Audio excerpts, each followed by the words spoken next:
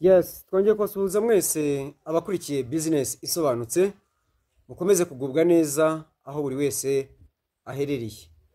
Abatamerewe neza mwihangane, uyu munsi niba bitagenda nkuko bikwiye, ejo bizagenda.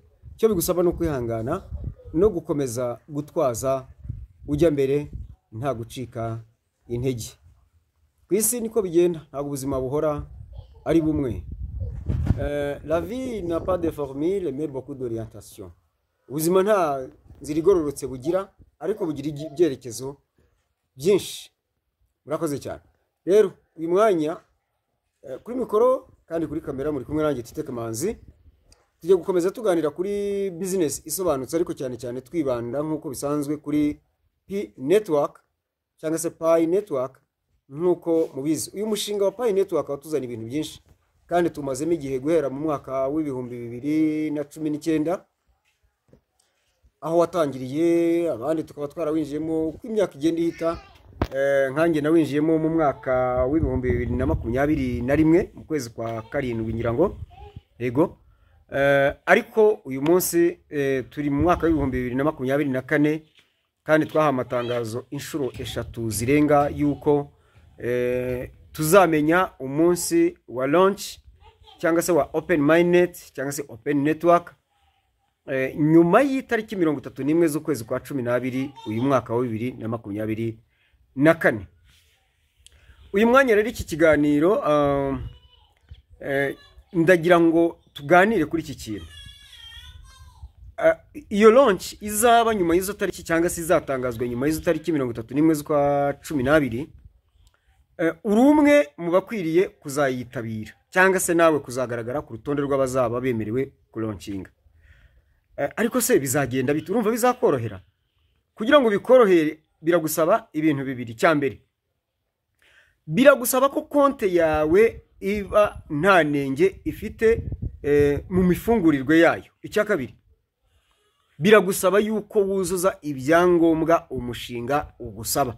Ibyo nutabikora nta launch uzabona, ahubwo n'utwo wari ufite uzatwamburwa kuri za tariki batanze zo kurangira kw'imbabazi batanze zo kugira ngo buri wese abe yujuje ibyo asabwa.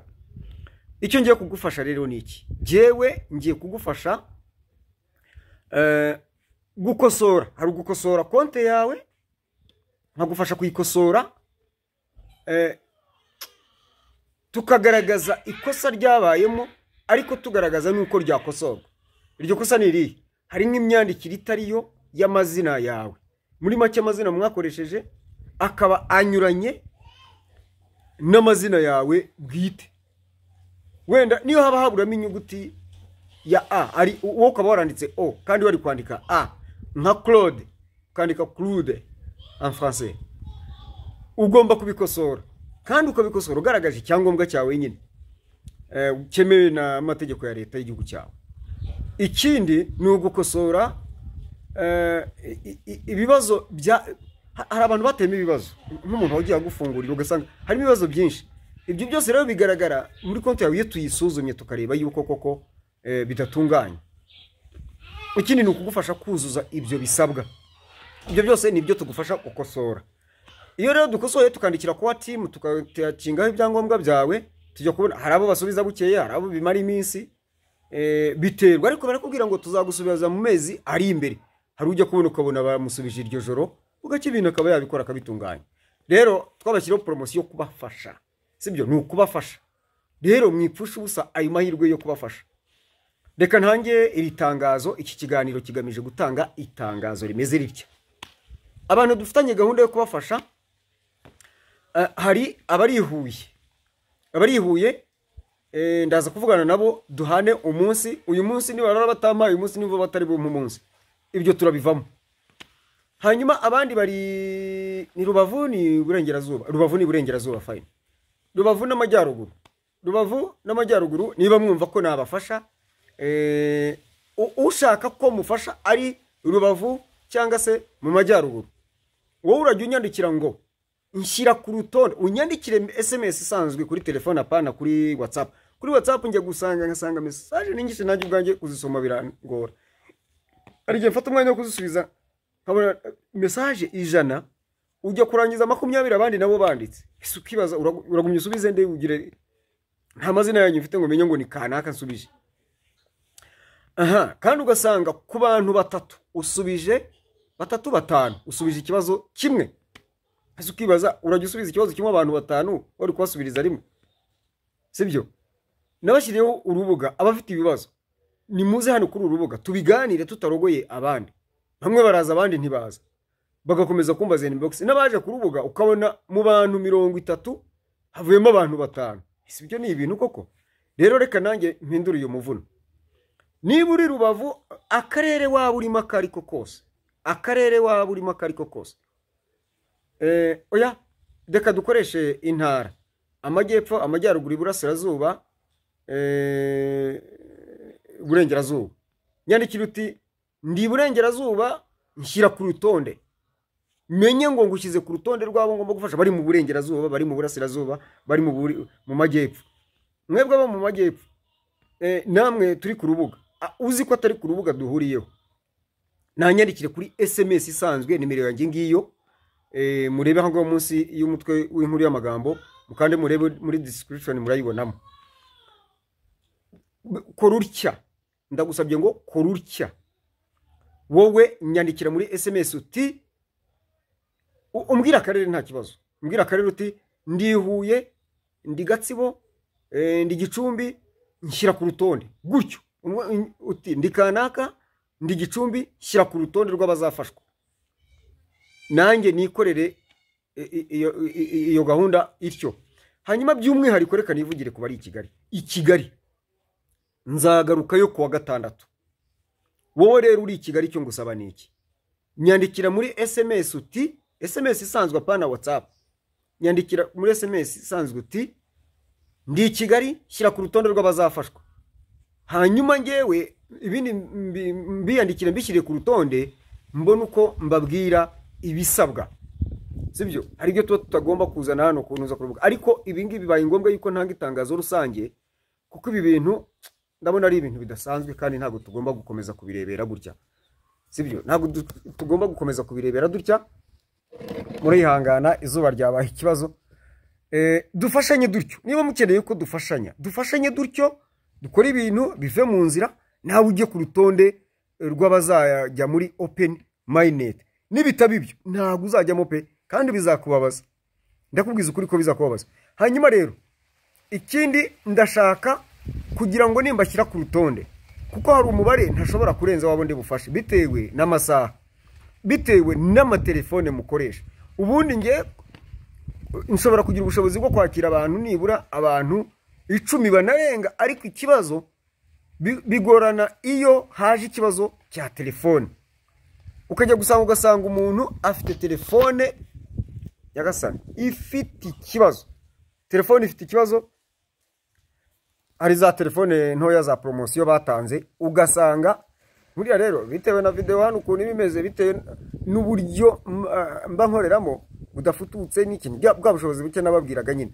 Ariko icyo tuba tugambiriye no ubutumwa ko butambuka nta kindi. Niba ubutumwa bwatambutse mujye mwihangana video ngaho ibibyina ubundi bicikagurika mujye mubinenga, ariko ubutumwa butambuka nta kibazo. Abanyankoro bacwefumu ngo ushobora washoboza kambenye nogo ngo uwashobewe arongora avuga ko kambe mfite uyu. Naho abafaransa bati quand on manque ce qu'on aime c'est content ce qu'on a. Iyo uzi icyo ukunda wishimira icyo ufite. Rero mujye mwihangana ubunyaganyega ubufoto biki nta kibazo. Mwe mwite ku butumwa gusa nta kindi, mwite ku byo turimo kuvuga. Ariko munareba nyine kugira ngo message yinjire neza.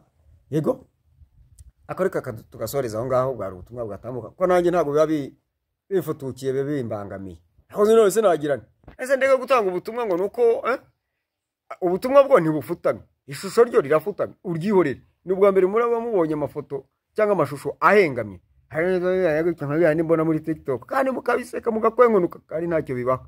Nyamara ibyo mbabwira ibi ngibi byo birabinjiriza akantu. Okay, abanyakigali kuwa gatandatu saa 4 nzaba ntangiye. Icyo nshaka ngubu nabigiye umuvuno. Buri muntu nuko umuha isaha ye. Urumva rero nutanyandikira kare ejo ni kuwa kabiri uzaba ataranyandikira ejo kuwa kabiri ntago nzamushyira ku rutonde. Icyo mbabwira ni ukuri mbwira uti ndi i Kigali nshyira ku rutonde rw'abazafashwa. Uzanyandikira birenze ejo n'uw'ikindi gihe naramenya. Ikindi poromosiyo n'abakiriya izarangirana n'ukwezi itariki 30 z'ukwa 11 yo kubafasha. Ibisabwa biziyongera mbibabwiye bitaraba kugira ngo ukwakwanya hakiri kare nakundi nabagenza. Kandi ibingibi namwe ndabizi ko bibafasha, ni igitutu kibafasha kugira ngo namwe mutunganye ibidatunganye muzabone uko murya amafaranga yanyu. Niba uri mu Burengerazuba, niba uri nyandikira uti ndi i Kigali, nyandikira uti ndi Huye, nyandikira uti ndi Rusizi, nyandikira uti noneho ngiye nimara kubabona mbapange. Sibyo? Ariko nyandikira muri SMS apana kuri WhatsApp. Nyandikira muri SMS. Unyandikira uti ndi kanaka ndi Rusizi, shyira ku rutonde rw'abazafashwa. Ibindi bindekere. Nimunkorera ibyo ngibyo ubundi nanjye mbafashe. Kuko nanjye ndumva bimbabaza kubona muzasigara. Twe twarangije urwacu, mwiririre. Ariko ntabwo ngiye kubabwira ngo mwirire n'urubyaro rwanyu. Ngira usibye ko ntazabafasha kurira. Ariko nzabafasha gukemura ibibazo. Ariko kurira ntabwo nzabafasha. Nzaba ninumiye nicecekeye. Nzaba ninumiye nicecekeye. Maze rero ararekwa nashira, ntabwo nagumya kubatonganya mutumva wenda ko ari ngiye ubifitemo inyungu cyane, ariko mba numva binjye ukuntu ahantu iyo mbona rwose musita umuntu aricara rwose ukagira ngo nta kibazo afite. Ari umuvandimwe twaganiraga ari i Kigali, byaravivutse hose, atariko iyo ngiye muri KYC mbonamo akantu ka tentative kandi verification zizuruzuye, steps 9 zose na pa izagezeho, ariko ku ka tentative nakiki ubwo hari uzi ko nta kibazo afite. Nsanze nta security sako yigeze yuzuza, yashizemo umuntu umwe wenyine nakanenge. Kuki so wumva yuko katagushyira mu bibazo? None mubwiye nti gerageza uyikore, ati ntabwo ngiye byo mbishoboye, byaranze ntabwo, ubundi ati ndabikora bikanga. Nyamara ngewe ibyo ndabishoboye, nibitari ibyo ndabishobora. Sibyo? None igituma utemera gufashwa niki? Nukubera iki? Okay, uburenganzira bwawe ariko hari numbwira ngo nta bushobozi mfite. Ntazo uragira ngo uterure nkuzane Kigali cyangwa Kiramuruzi. Genuye Kiramuruzi mu karere ka Gatsibo. Sibyo? Okay. Twumvikane dusezeraneho, nyandikira muri SMS mbwira akarere urimo n'amazina yawe, umbwira uti nkeneye kunshyira ku rutonde rw'abafashwa. Mbakusanye menye uko bamenyesha bisabwa n'iki byose, hanyuma tupange n'ukuntu nabasanga nkabafasha. Murakoze, mugire umunsi mwiza, mukomeze kugubwa neza, muhahe muronye, ndabifuriza ibyiza cyane cyane ibyo muri payi. Kandi buri wese akomeza akora akazi nkaho ari bupfe none. Sibyo? Tubeho. Murakoze.